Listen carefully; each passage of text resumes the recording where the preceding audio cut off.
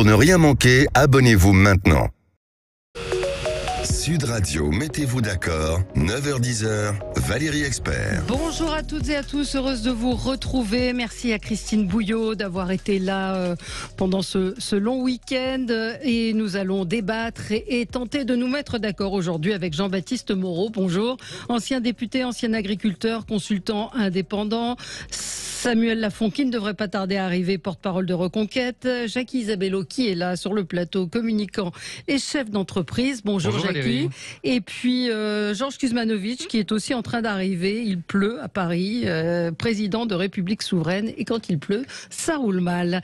Le retour d'Adrien Quatennens, qu'en pensez-vous? Peut-il faire exploser la NUPES? Comment assumer ce retour? Y êtes-vous favorable? Est-ce qu'à un moment, il a purgé sa peine, il a été exclu, il revient? Est-ce que c'est possible? Est-ce que c'est viable? Emmanuel Macron, qui était en Hollande, du chahut, il est aussi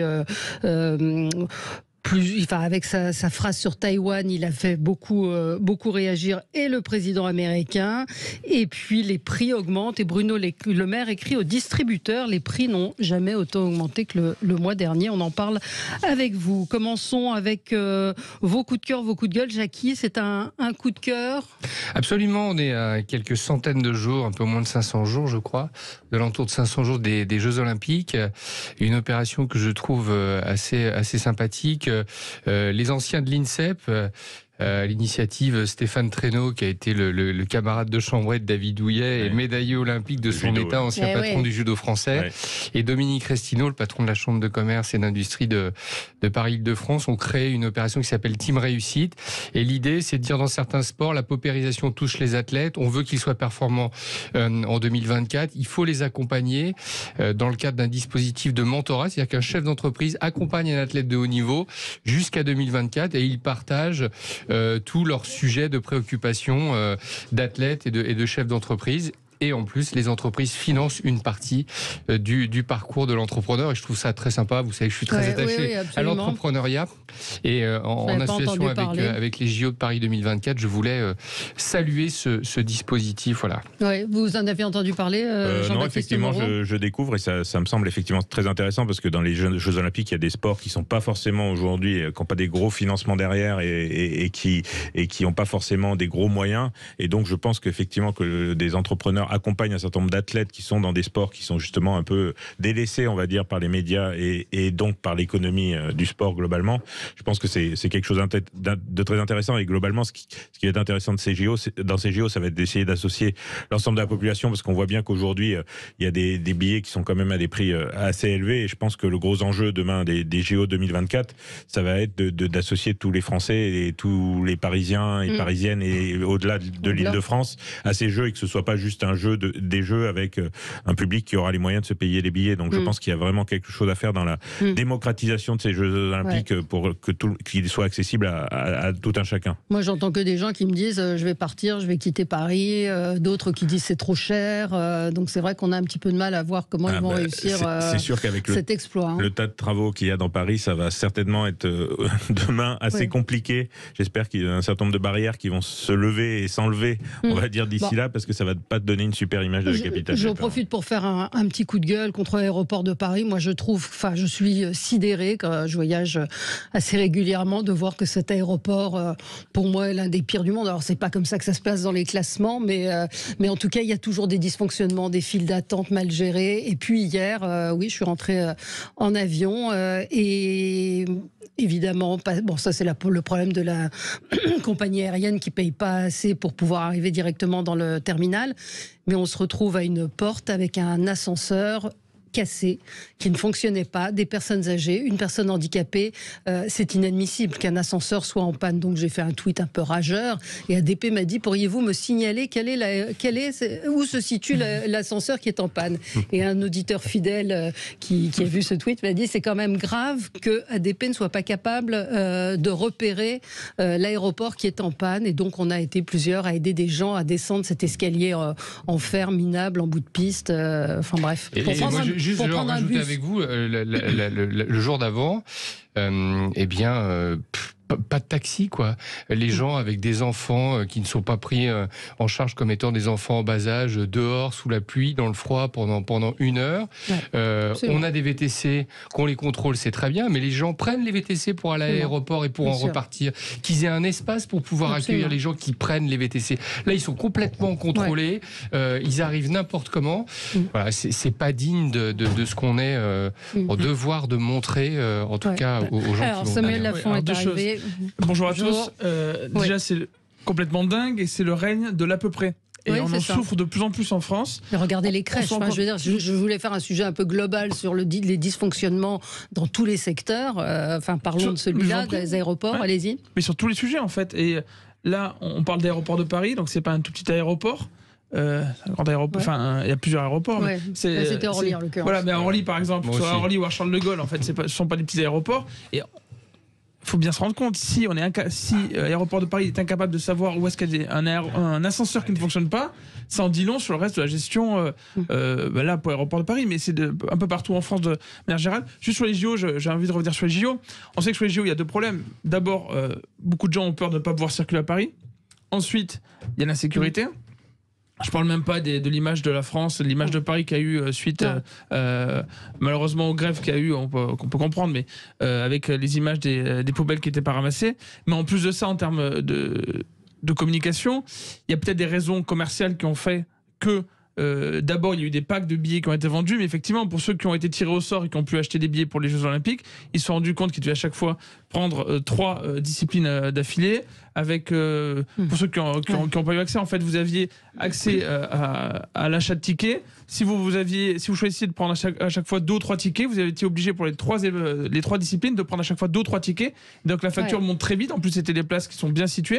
Et donc pour l'instant, l'image des JO pour le grand public, et c'est normal, c'est que les JO sont extrêmement chers. On verra combien coûteront les billets mis en vente individuellement. Mais pour l'instant, c'est clairement l'image qu'ils ont. Donc il y a un vrai combat communicationnel, non seulement auprès des Français, mais surtout concret au niveau de l'international. Après qu'il y ait des packs, c'est assez logique, parce que sinon tout le monde va vouloir aller voir la finale du 100 mètres et il n'y aura personne sur un certain nombre d'épreuves. Et l'intérêt des Jeux Olympiques, c'est aussi de faire découvrir à tous nos concitoyens un certain nombre de sports qui ne sont pas forcément connus. Donc ça, la logique des packs, on la comprend. Mais effectivement, il ne faut pas que l'argent soit un facteur de non-accessibilité à ces Jeux Olympiques. Non, mais moi je pense à l'accessibilité aussi des physiques des handicapés, et puis de la sécurité, où on voit qu'on va manquer d'agents de sécurité. Beaucoup de policiers disent on va recruter des gens dont on ne sait pas très bien qui ils sont, d'où ils sortent. Et ça fait des années quand même que les acteurs, moi je me souviens de Pierre Brageux qui était impliqué là-dedans, qui il y a 2-3 ans me disait j'arrête pas de dire au pouvoir public le taux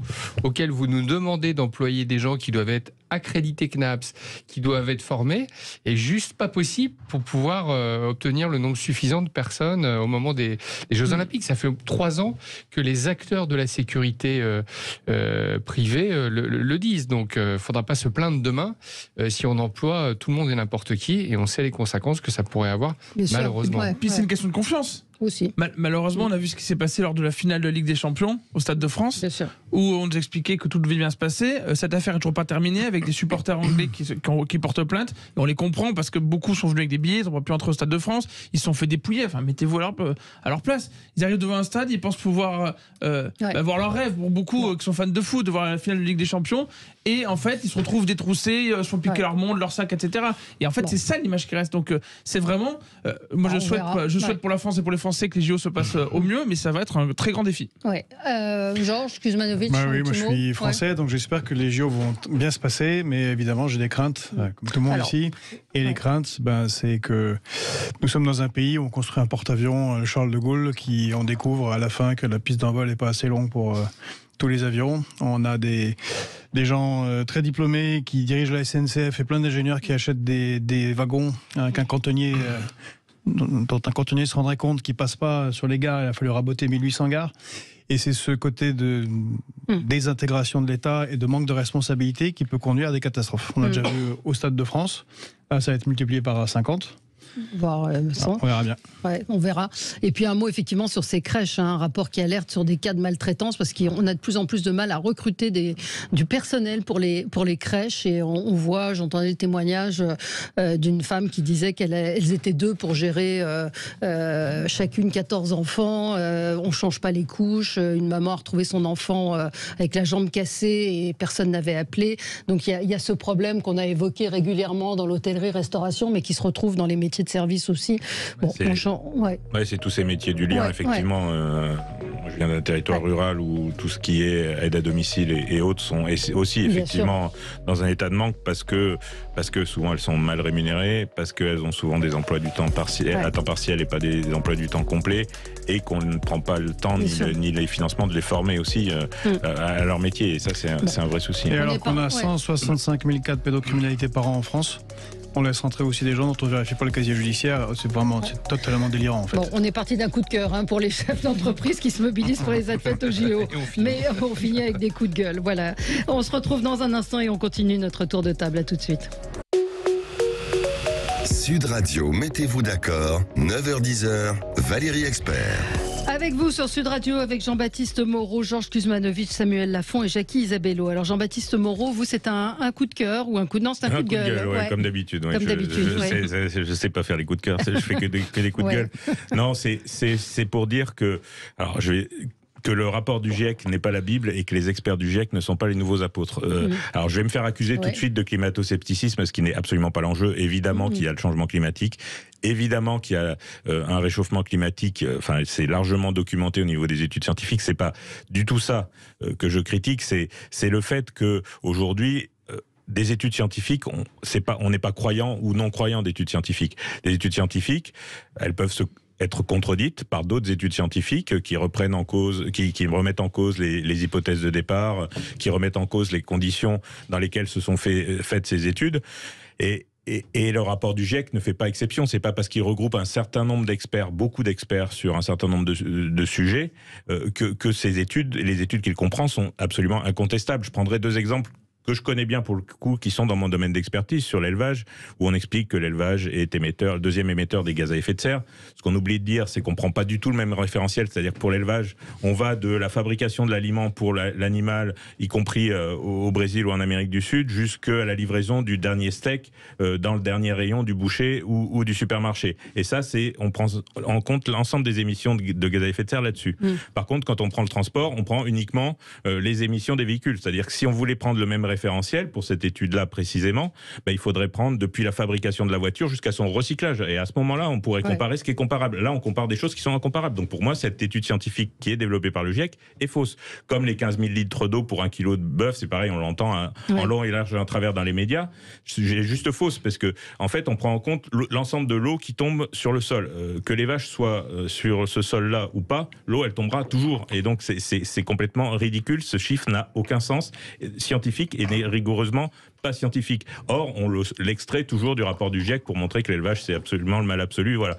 Donc ça, c'est qu'un exemple particulier, mais globalement, ce qui m'énerve au-delà de tout, c'est d'entendre sur les radios et sur les télés des experts du GIEC qu'on fait s'exprimer sur tout sauf leur domaine de compétences scientifiques. C'est-à-dire qu'on fait exprimer des climatologues sur l'économie agricole, on fait exprimer des hydrologues sur de l'agronomie. Enfin, je veux dire, sur ces thématiques-là qui ne sont pas leur domaine de compétences scientifiques, ils donnent leurs opinions, qui sont respectables, mais qui ne sont pas plus ni moins respectables que les opinions d'un citoyen lambda, on va dire. Là où ils sont légitimes et là où effectivement leur parole a du poids, c'est quand ils s'expriment sur leur domaine d'expertise scientifique. Quand un climatologue s'exprime sur le climat et qui appuie sa démonstration sur un certain nombre d'études scientifiques, là oui, ça a du crédit. Mais ce que je dénie, c'est qu'on fasse intervenir ces experts du GIEC sur tous les sujets possibles et imaginables, en dehors de leur champ de compétences, en les prenant comme parole d'évangile. Et ça c'est dramatique parce qu'on introduit des fausses idées dans la tête des citoyens et des consommateurs et des citoyens qui pensent qu'à partir d'un moment où un expert du GIEC l'a dit, c'est vrai. C'est vrai si c'est son expertise scientifique qui le fait parler.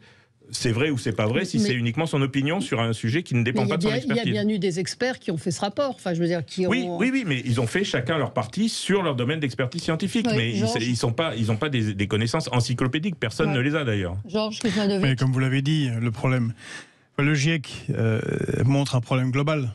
qui doit être traité. Ah oui, et si certains aspects peuvent être amendés dans le rapport final, il n'en demeure pas moins, et je connais très très bien les rapports du GIEC, que ce qui est d'abord mis en cause, c'est ce qui nuit à nos éleveurs en France, qui sont parmi les agriculteurs les plus touchés. Il me semble que c'est plus de 400 000 € d'endettement en moyenne par exploitation.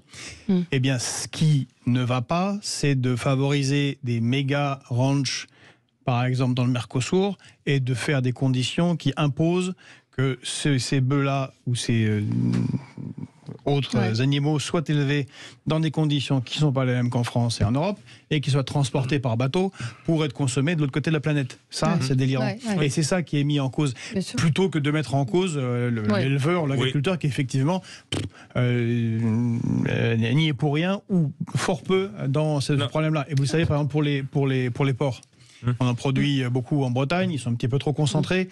Où est-ce qu'ils sont équarris? Où est-ce qu'on les découpe? Dans le sud de l'Allemagne, parce que c'est moins cher, parce que là-bas il y a des Polonais, des Ukrainiens. Ils sont beaucoup tués en Bretagne, non, les porcs bretons. Il y en a beaucoup qui sont envoyés à travers l'Europe et renvoyés à travers l'Europe. C'est ça le problème. Moi, ce qui marque le plus dans ce débat, c'est, et vous avez commencé par ça, c'est la différence entre croyance et science, d'une certaine manière. Et je pense qu'on le subit, alors, par rapport au GIEC en particulier, mais aussi dans d'autres sujets. Vous savez, on a été un peu lanceur d'alerte sur Sud Radio il y a 2 semaines à propos de Gims. Oui, absolument. Voilà. Ah bah oui. Parce que là, Gims. C'est ça que je me disais, mais on en a parlé. Absolument, le 28 ou 29 mars. Pourquoi? Parce que Gims expliquait dans une vidéo, donc le chanteur Gims, que. Alors, je résume, mais qu'en fait. Vous voulez l'écouter? On l'a. Alors, écoutons-le. Ça, c'est celle d'hier, je crois. Donc, je ne sais pas si c'est la même. Celle qui tourne partout, c'est la même, effectivement. C'est ça, c'est la même. On va écouter. Les chevaliers. L'Afrique, c'est Wakanda, bordel. C'est le futur, normalement, chez nous. À l'époque de l'Empire de Couche, il y avait l'électricité. Les pyramides qu'on voit là, au sommet, il y a de l'or. L'or, c'est le meilleur conducteur pour l'électricité. C'était des foutues antennes. Les gens avaient l'électricité. Les Égyptiens, la science qu'ils avaient, ça dépasse l'entendement. Et les historiens le savent. L'Afrique a peuplé l'Europe avant les Européens. On les appelait les Afropéens. Ils ont été décimés par les vrais Européens, entre guillemets, qui venaient d'Asie, qu'on les appelait les Yamnayades. 50 000 ans avant les Européens, la notion de la chevalerie, on l'avait déjà. Tu retrouves aujourd'hui des tableaux qui sont cachés dans des catacombes où c'est des Renois qui sont en mode chevalier, Sir Lancelot, tout ça. Bien sûr, ça existait déjà, bien sûr. C'est juste qu'il faut connaître notre histoire. Voilà. J'ai envoyé un petit mot à Kevin Bossuet, qui est prof d'histoire, on lui dit, parce qu'effectivement, il a plus de 3 millions d'abonnés, et Kevin Bossuet leur a posé la question, et ils étaient tous au courant de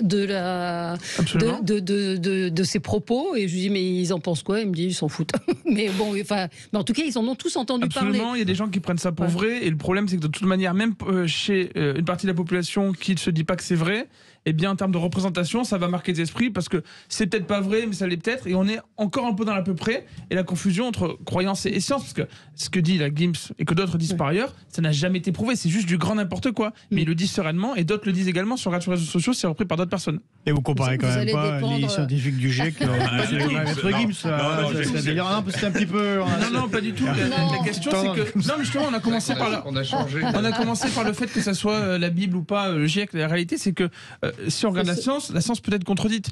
Et la réalité, c'est que si on se dit c'est une vérité absolue pour toujours, c'est une quand même croyance. Intéressant, vous faites un truc rhétorique, vous prenez bien l'exemple de Maître Gims pour parler du GIEC. Non, moi ce qui m'intéressait, j'ai commencé par ça. La science, ce sont des vérifications et des contradictions. Ça fait 40 ans. Vous savez qu'il y a des scientifiques...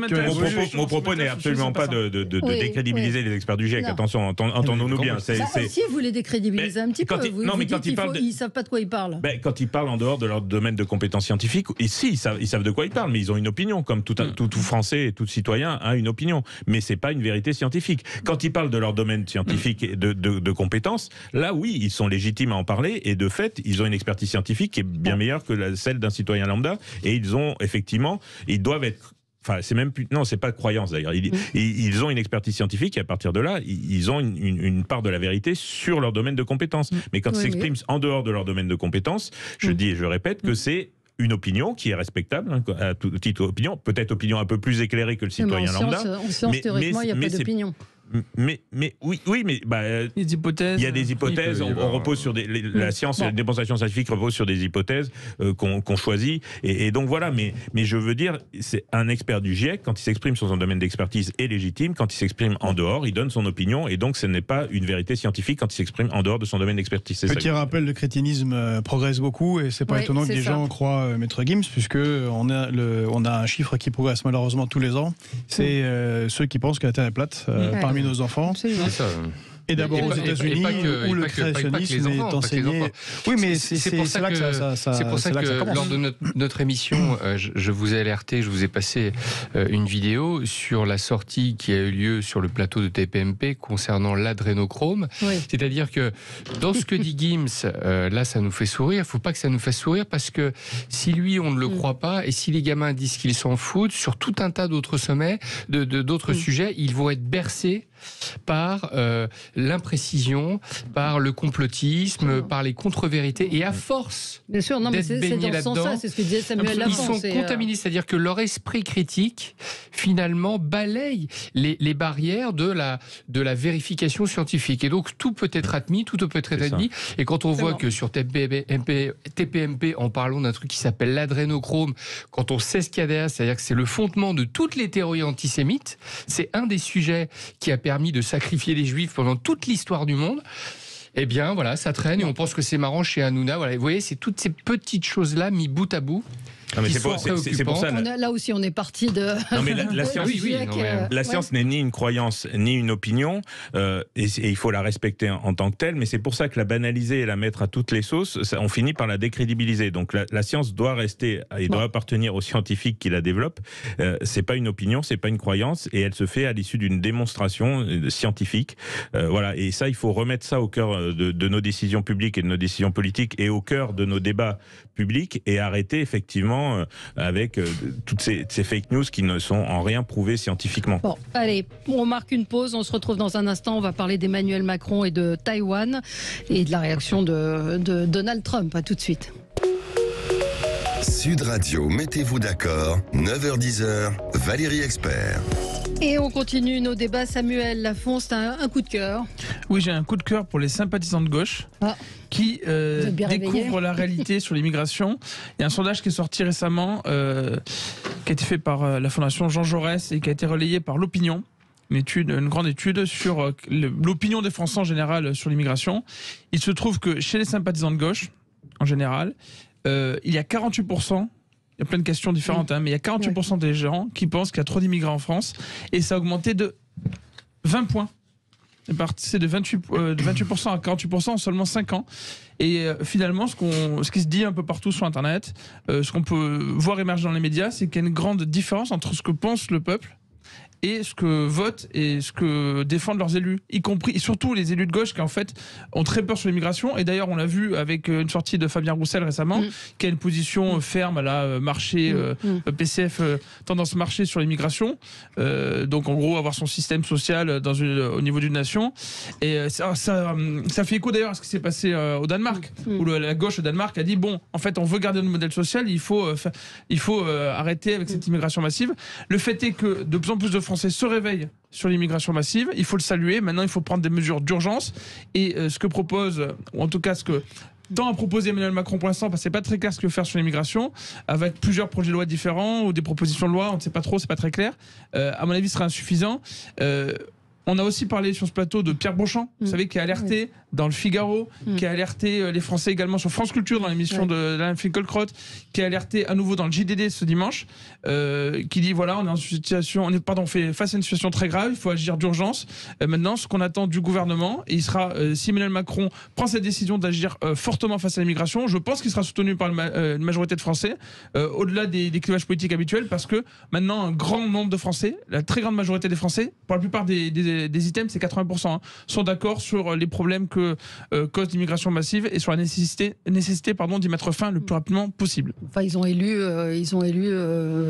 aussi beaucoup de députés de la France Insoumise, beaucoup de gens qui n'étaient pas du tout sur cette ligne-là. Donc, je pense qu'il y a une déconnexion là-dessus, parce qu'il y a une partie des gens de gauche qui, concrètement, quand on les voit autour de nous, qui qui peuvent se dire bon bah il y a un problème, en fait c'est pas mon sujet principal, donc quand même sur mes sujets principaux je préfère voter pour un élu de gauche, mais qui là se montrent concrètement que ils sont prêts à agir. Voilà, ils disent à leurs élus concrètement agissez là-dessus, je suis conscient qu'il y a un souci, j'en parle avec les autres concitoyens qui se disent bon ben voilà il y a plusieurs problèmes, et d'ailleurs ils font le lien très naturellement, on sait qu'il y a statistique entre l'immigration et l'insécurité de manière générale, qu'il y a une surreprésentation des populations immigrées dans la je sais pas si on peut le dire, il n'y a pas de statistiques.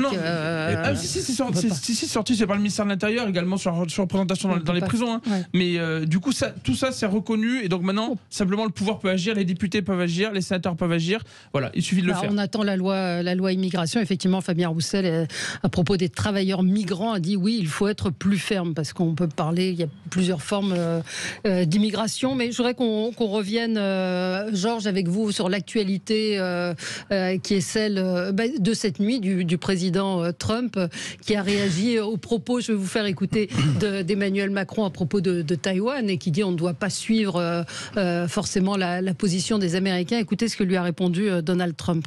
Macron, who's a friend of mine, is over with China, kissing his ass, in China.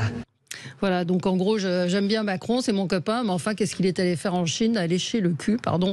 C'est du Trump dans le texte aux Chinois.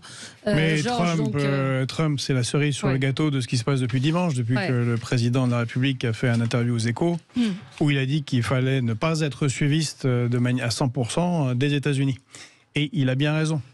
Alors que Trump, c'est une voix un peu dissonante qu'on entend dans votre bouche, parce que tous les médias sont... Mais c'est ça qui me choque. Ouais. C'est-à-dire que la plus grande partie des médias ou des experts géopolitiques, comme un seul homme, comme des vassaux, on dirait qu'ils sont reçus un fax ou un SMS de Washington, attaquent le président de la République française. Parce que le président de la République française tient la ligne qui est celle de la France depuis le général de Gaulle. Je rappelle que le général de Gaulle et la France c'était le premier pays qui a reconnu la Chine et d'ailleurs c'est la même position officielle des États-Unis. C'est qu'il n'y a pas de reconnaissance de l'existence de Taïwan. Taïwan, et c'était l'idée de une seule Chine, deux systèmes, avec l'idée qu'ils vont se réunifier un jour.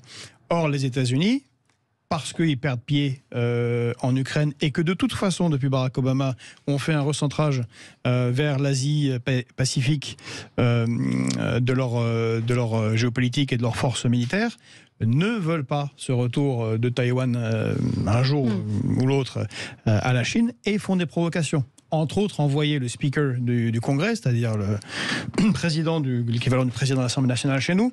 Quand c'était les démocrates, Nancy Pelosi l'envoyait à Taïwan exprès pour provoquer avec des ventes d'armes supplémentaires à Taïwan.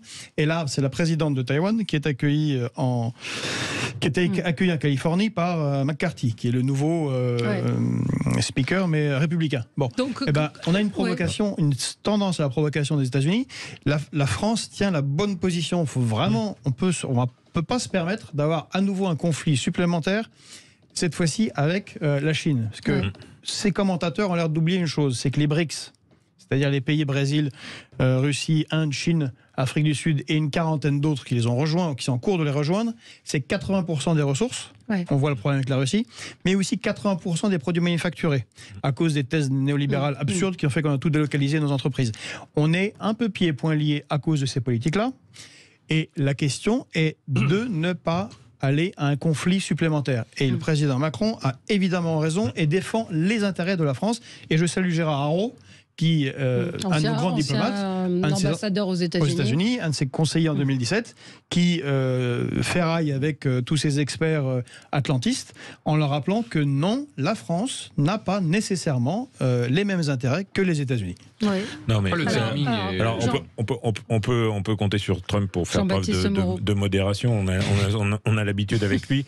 Non, mais plus globalement, je suis d'accord avec ce que vient de dire Georges Kuzmanovic. C'est la position non alignée de la France. C'est le président de la République qui voudrait que ce soit aussi la position un peu de l'Europe, parce qu'il faut être lucide là-dessus. Les États-Unis, pourquoi ils prennent fait écho autour de Taïwan? C'est pas parce qu'ils sont absolument amoureux de l'indépendance de Taïwan, c'est parce qu'ils ont des intérêts économiques et que tout l'Occident a des intérêts économiques à Taïwan globalement. C'est uniquement pour ça. C'est une gigantesque hypocrisie, c'est une tartufferie.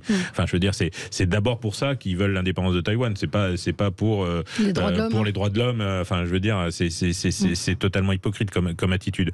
Mais globalement, oui, le président de la République, et il l'a réaffirmé hier aux Pays-Bas, souhaite que la France et l'Europe aient une position non alignée, c'est-à-dire que effectivement les États-Unis sont nos alliés, et ça c'est incontestable, et ça le restera demain, mais c'est pas pour ça qu'on doit partager l'ensemble de leurs positions et qu'on doit acter le fait et jouer les vassaux des États-Unis dans leur querelle et dans leur conflit avec la Chine. Enfin, je veux dire, aujourd'hui, l'Europe, elle a sa place à trouver, et justement, si elle peut jouer un rôle de médiateur, enfin, je veux dire, les va-t-en-guerre de tout poil sont sortis en ce moment. Je pense qu'il faut revenir un peu à de la raison, et effectivement, comme le disait Georges Kuzmanovic, c'est la position non alignée, c'est la sortie à l'époque du commandement intégré de l'OTAN, parce que la France doit avoir sa voix propre de nation indépendante des États-Unis et de la Chine. Oui. Alors, la question que je me pose, c'est en économie, on dit tout le temps, vous ne pouvez pas être keynésien toute votre vie. Il y a des moments où il faut savoir porter des postures idéologiques. Parlez bien dans le micro. La posture gaulliste, on sait en sortir, et notamment quand la Russie n'a pas les attitudes qui sont celles que des pays démocratiques prônent. Donc on sait revenir de cette posture gaulliste. Non, c'est juste, je pense qu'il faut s'interroger sur le timing. C'est ça le problème, c'est que Emmanuel Macron, il est allé en Chine pour dire au président Xi Jinping aidez-nous à contenir les Russes. Il voulait revenir avec une déclaration officielle des dirigeants chinois sur le conflit russo-ukrainien. Il fait une sortie sur ce qui pourrait se passer entre les Américains et les Taïwanais. C'est un peu malheureux parce que l'attention est portée sur un autre conflit potentiel. Je pense que c'est ça la chose qui est un peu préoccupante. On parle plus du Tibet, on parle plus du travail forcé des Ouïghours qui quand même produisent des vêtements dont nos gamins nous ont dit je ne vais plus dans telle ou telle marque parce que c'est produit de manière intolérable dans ces pays-là. Et lui fait une sortie sur Taïwan en rappelant une position de la France dont on sait qu'elle va être hyper amplifiée à un moment où il aurait fallu ne pas parler de ce sujet-là. Voilà, c'est ça qui est à souligner d'un point de vue géopolitique et qui est sans doute malheureux parce que si on revient à l'épure de ce qu'il était allé faire, il était allé chercher une prise de position des Chinois pour tenter de contrôler une situation qui est déstabilisante pour l'Europe. Et cette situation en Europe, si les Américains n'étaient pas là, c'est pas les Allemands qui vont nous aider à contenir l'arrivée des chars de Moscou, quoi. Enfin, Samuel, les premières critiques. Je résume, évidemment. Oui, non, mais on peut débattre justement sur le timing, en l'occurrence. Les premières critiques qui ont été faites envers Emmanuel Macron pour son déplacement en Chine et ses propos sur Taïwan n'ont pas véritablement été faites, à mon avis, en rapport à une vassalité hypothétique envers les États-Unis. C'est plutôt une question d'image. Effectivement, on a l'impression, pour deux raisons. La première, c'est qu'on a l'impression qu'Emmanuel Macron, quand il se déplace à l'étranger, il revient avec rien. Et qu'en fait, la France systématiquement se soumet. C'est au moins une impression. Si c'est une réalité, en tout cas, c'est une impression pour beaucoup de Français. Et le deuxième point, c'est effectivement le tempo. Et le tempo, et il ne faut pas oublier que aussi la France, quelle que soit la position habituelle de la France, il y a véritablement des intérêts pour de nombreux pays dans ces eaux-là, autour de Taïwan. On ne peut pas ignorer aussi que la Chine fait des manœuvres autour de Taïwan. Et donc, en fait, c'est passé un peu pour une réflexion naïve qui aurait beaucoup de conséquences. Et évidemment, les États-Unis, qui ont la puissance qu'on connaît, derrière, et leurs intérêts à Taïwan, ils ont pu bombarder leurs éléments de langage et dire, regardez, vous faites n'importe quoi, vous êtes des idiots, etc. Et malheureusement, je pense qu'il a fait une erreur, en tout cas, au moins sur la forme, en se positionnant à ce moment-là. Et ainsi. Oui, c'est dans le timing, c'est ce que justement, le timing était bon, je suis désolé. C'est maintenant qu'il y a une pression des États-Unis sur Taïwan. Et c'est maintenant que les Chinois vont réagir. Et c'est complètement occidentalocentré de penser que les Chinois ne vont pas réagir. C'est-à-dire, si on a envie, ça a été la même stupidité avec l'Ukraine. Et je ne pense pas que les chars russes vont arriver à Paris. On est très très loin, visiblement. En plus, il y a pas mal qui ont été... Pas à Paris, mais les Polonais, les Lettons... Ça va jamais se passer, ils sont dans l'OTAN. Et puis, les chars russes ont l'air d'être tendanciellement cabossés. Mais pourquoi on est intervenu pour l'Ukraine et qu'on se désintéresse finalement du sort de Taïwan? Ça n'a rien à voir, c'est pas comparable. C'est pas comparable. L'Ukraine est un pays indépendant, démocratique et neutre. Sur le sort de Taïwan, c'est beaucoup plus nuancé que ça. Et quand on dit que le président, il n'obtient rien, je suis désolé, mais c'est un des rares dirigeants occidentaux à avoir longtemps discuté avec Vladimir Poutine. Alors certes, on n'a pas obtenu la fin de la guerre, mais il a continué à maintenir ce dialogue qui était essentiel. Et Xi Jinping, effectivement, il a un dialogue très régulier. J'étais avec lui en Chine en 2019, donc je suis bien placé pour le savoir. Mais c'est évident que il va pas, il s'attendait pas en allant en Chine à ce que Xi Jinping dise à Vladimir Poutine, bon, t'arrêtes maintenant, tu rentres chez toi. Oui, mais la diplomatie, ça fonctionne pas comme ça. Ce qui est important, c'est qu'il faut bien faire comprendre aux gens, c'est que le président, il a une mission politique, diplomatique, et il a une mission communicationnelle. La veille de sa déclaration sur Taïwan, qu'est-ce qu'on diffuse à la télé? On diffuse Emmanuel Macron, assez sûr de lui, qui dit « Mais je vous fais toute confiance pour que vous parliez au président Trump ». Il fallait finir la séquence sur ça. Il aurait jamais rien eu. Mais les Français se seraient dit « Ok, il est allé parler au président chinois et il sert nos intérêts. Il faut que ça s'arrête, cette situation. On a vu l'impact sur l'inflation, on a vu l'impact sur nos industries, on a vu l'impact sur tous les secteurs. Et finalement, on revient avec très très peu de contrats, quand même quelques-uns sur des secteurs un peu stratégiques, et il fait cette sortie-là. Cette sortie-là, elle efface tout ce que nous, on avait besoin d'entendre. C'est le président qui lui dit « Je vous fais confiance, il faut parler à Poutine, maintenant il faut qu'on arrête ». Et on décale le sujet sur Taïwan. Et c'est là où je dis que la séquence est très très mauvaise. C'est pas du tout avec ces images qu'il fallait revenir en France. Parce que maintenant... les médias parlent de ça et ils parlent de Trump qui lui dit voilà comment je vais mobiliser l'opinion mondiale, je vais vous balancer une petite phrase, 2-3 grossièretés et effectivement tout va.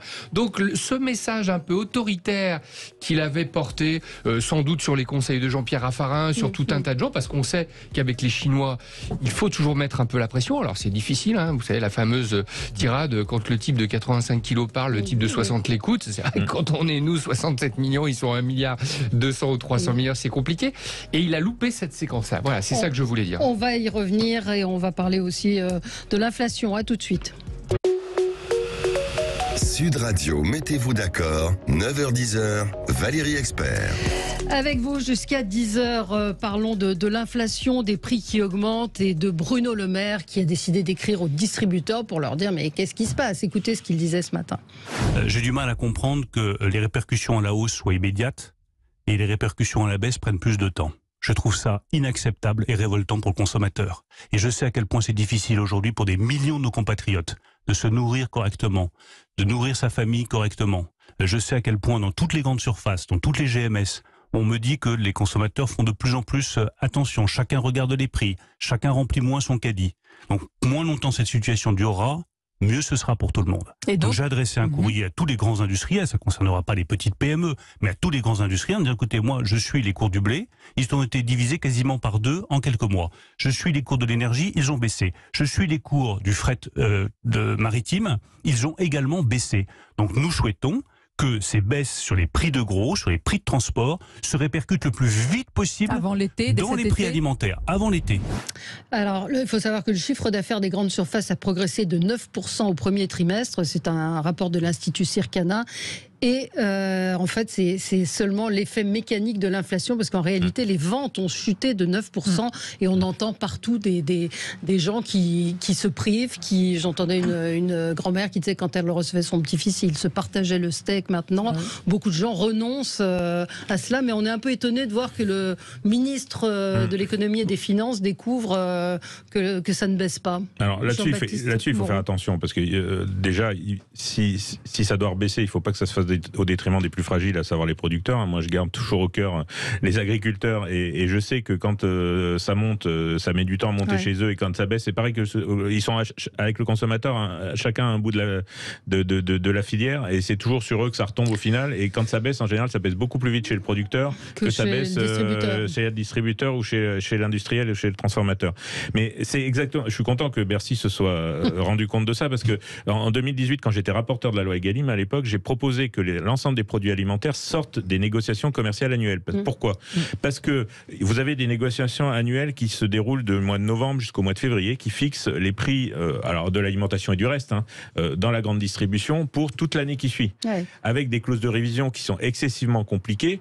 Et j'entendais le patron de Système U, Dominique Schelcher, ce matin rejoindre la position que j'avais à l'époque et où je m'étais fait défoncer par Bercy. J'avais réussi à le faire passer en commission des affaires économiques, mais dans l'hémicycle, je peux vous dire que Bercy avait battu le rappel pour que surtout ces négociations commerciales et ces dates de négociations commerciales ont été instaurées par la loi de modernisation de l'économie en 2009, à l'époque sous le président Sarkozy, et elle fige les prix dans l'alimentaire et dans la grande distribution quasiment pour l'année qui suit, c'est-à-dire à partir du mois de mars jusqu'au mois de mars l'année d'après. Alors que si on avait des négociations permanentes avec des révisions en fonction effectivement de l'évolution des coûts des matières premières, on n'arriverait pas effectivement à ce truc où il y a effectivement un manque de souplesse, un décalage dans le temps, où quand ça baisse, ça met du temps à baisser dans le rayon du consommateur. Ça, ces effets de bord des négociations commerciales annuelles, en 2018, je les avais dénoncés. J'espère qu'on va arriver à y mettre fin enfin, parce que avec l'évolution rapide des cours des matières premières aujourd'hui, ça n'a plus aucun sens d'avoir ces mécanismes aussi figés. Moins 18% pour l'épicerie salée, moins 26% d'achat pour les féculents, moins 17% pour les produits d'entretien. Ce sont ces produits que les Français n'achètent plus. Samuel Lafont, c'est assez grave. Il faut comme toujours partir de la situation des Français. Effectivement, il y a de plus en plus de Français qui se nourrissent moins ou qui se nourrissent mal, parce qu'ils n'ont plus les moyens d'acheter par exemple de la viande ou du poisson, et ça peut avoir des conséquences évidemment pour leur bien-être au quotidien et en plus en termes de santé publique. Donc c'est un sujet extrêmement important, le pouvoir d'achat des Français. Alors, comment ça se passe concrètement ? C'était indiqué à l'instant. En fait, il est vrai qu'il y a des négociations annuelles. Donc concrètement, comment ça se passe ? Vous avez les distributeurs, donc les supermarchés, qui rencontrent leurs fournisseurs et qui négocient les prix pendant plusieurs semaines et pour toute l'année. Et au 1er mars, les prix doivent être fixés. Donc Bruno Le Maire ne découvre pas, il ne peut pas découvrir maintenant que les prix sont toujours élevés, parce qu'en fait, ça fait des semaines qu'on sait, il sait très bien ce qui se passe et quelles sont les discussions entre les fournisseurs et les distributeurs. Il savait que les prix allaient être hauts. Ce qu'il demande en fait maintenant, c'est qu'il y ait des nouvelles négociations. Ça, c'est déjà fait auparavant. Il peut y avoir des nouvelles négociations. L'année dernière déjà. C'est fait l'année dernière, effectivement. En fait, les gens qui travaillent dans ces enseignes, Leclerc, Système U, etc., recommence des négociations, donc dans chaque sur chaque produit, et notamment sur l'agroalimentaire, secteur par secteur, ils vont discuter avec les producteurs de vin par exemple et dire voilà, la bouteille c'est tant, et du coup je pourrais la vendre tant en supermarché. Le problème c'est que effectivement, même si les prix baissent avec le système actuel, même si les prix des matières premières baissent, on ne peut pas avoir directement l'impact pour les consommateurs, et donc les prix malheureusement pour l'instant ce qui se dessine, c'est qu'ils vont rester hauts pour les Français. Et le problème, on parle évidemment de l'agroalimentaire, mais on sait qu'il y a l'essence qui coûte très cher aux Français, on a aussi le logement qui coûte cher aux Français, et en même temps je reviens là-dessus, mais en plus de tout ce qu'ils payent en taxes, en impôts, il y a une baisse du niveau de service public. Donc en fait, les Français ont l'impression d'avoir un pouvoir d'achat au quotidien qui diminue, et en plus de ne pas s'y retrouver en termes de service public. Est-ce que Bruno Le Maire ne serait pas un petit peu déjà en train de penser à la suite ? Il découvre ce qu'on appelle l'effet de base en économie. C'est incompréhensible, je ne vais pas l'expliquer, mais vous l'avez très bien dit, voilà, il y a des contrats, donc ça va être décalé. Oui, je m'étonne. Il disait il y a quelques mois qu'il n'y aurait pas de printemps ou de premier trimestre rouge, que l'inflation allait être jugulée. Non, tout le monde disait ça va continuer, ça va montrer très très fort. Là où je suis stupéfait, si moi je conseillais les grands distributeurs, ce que je ne fais pas aujourd'hui, je leur dirais, pendant des années on vous a dit vous êtes trop fort, vous faites trop baisser les prix. Et aujourd'hui, on leur reproche quand même l'inverse, ce qui est quand même assez dingue, alors que les grands distributeurs, rappelons-nous que dans les années 70, ils ont fait construire des ronds-points partout, parce que le gouvernement de Giscard leur a demandé une aide massive pour faire baisser l'inflation qui avait déstabilisé la France. Aujourd'hui, on a des contraintes économiques qui sont ce qu'elles sont, on va pas reparler de la guerre. Mais ce qui est assez marrant, c'est que ce sont des victimes faciles, mais qu'on ose faire croire aux gens que ce sont les grands grands distributeurs qui, avec une mécanique de concurrence qui fonctionne extrêmement bien en France, parce qu'il y a de nombreuses enseignes, donc il n'y a pas d'accord de cartel, ou en tout cas, dès qu'ils le mettent en place, ils se font attraper, qu'on puisse leur reprocher de faire augmenter les prix. Je trouve ça, comme dirait Bruno Le Maire, assez fort de café. C'est juste qu'on a un contexte économique qui est compliqué à gérer. Les entreprises à l'époque demandaient, à l'époque où ça s'appelait la CGPME, est-ce qu'ils étaient pour des négociations permanentes avec les grands distributeurs et avec leurs centrales? Non, parce que eux, ils ont des dizaines de personnes qui travaillent dedans. Le patron de PME qui fait des huîtres, qui fait du foie gras, il n'a pas les moyens de négocier 5 fois dans l'année avec des gens dont c'est le métier de faire. Donc voilà, c'est un peu compliqué. Rappelons quand même aux auditeurs que c'est un peu fort de café que faire penser que les Leclerc, les Super U, les Carrefour ne soient pas leurs alliés pour faire baisser les prix. Et à l'époque, et je conclurai là-dessus, si l'État avait un peu mieux compris que ils étaient mieux armés que leurs acheteurs à Bercy pour aller trouver des masques à l'autre bout du monde, parce que ça c'est leur job, de savoir profiter de la mondialisation, eh bien on n'aurait pas eu tous les problèmes qu'on a eu avec les problèmes de défiance que ça a occasionné sur ce produit sensible qui était les masques à l'époque où les gens étaient effrayés par ce virus. Il n'y a pas que la grande distribution et les multiples enseignes. Entre le producteur et la grande distribution, il y a l'agrobusiness où là on a des oligopoles et qui ramassent une grande partie. Ça existe. Et qui ramassent une grande partie des bénéfices et qui négocient eux aussi avec les en position de monopole. On ne peut pas dire ça. Les industries agroalimentaires, elles ont perdu 15 points de marche en 10 ans, justement en partie à cause de la grande distribution. Et il y a un certain nombre de multinationales de l'agroalimentaire qui réfléchissent aujourd'hui à désinvestir en France et à l'investir ailleurs, parce que les marges sont tellement faibles qu'elles n'ont plus aujourd'hui d'intérêt financier à venir investir en France. Donc il faut arrêter avec cette légende de l'industrie agroalimentaire qui se gave. C'est pas une légende et ils se gavent pas mal sur le dos des agriculteurs. Mais en dehors de ça, Bruno Le Maire est quand même le spécialiste de la prière et de la demande, de la supplique. Ça a été très bien dit, cette inflation, on savait qu'elle était là et on sait qu'elle va s'accroître. Mais il semble la découvrir. Non, il la découvre pas. Et on sait très bien que 60 millions de consommateurs a fait une grande analyse sur le fait qu'on aura plus de 20% sur l'alimentaire, point, en 2023. Ils le savent très bien. Et donc, ils essaient de se dédouaner en disant c'est la faute des autres. Karine nous dit, ma mensualité d'électricité a augmenté de 85% par mois alors que ma facture a baissé par rapport à l'an dernier. Il m'a été répondu que c'était pour anticiper les futures augmentations. Donc ça va être compliqué effectivement à gérer. Ce sur quoi l'État peut jouer concrètement, qu'est-ce qu'on peut faire? C'est faire en sorte d'être vraiment indépendant sur l'énergie. On a beaucoup discuté, notamment au niveau de l'électricité, donc du nucléaire. Et également faire en sorte de ne pas se faire avoir par nos concurrents à l'international quand on reçoit des produits qui ne respectent pas du tout nos normes alimentaires et que nous, on a du mal à vendre à l'extérieur. Voilà, donc il faut jouer sur ces deux tableaux. Allez, c'est fini. On fera un débat autour de l'agriculture, c'est promis. Tout de suite, les infos et après l'émission Média.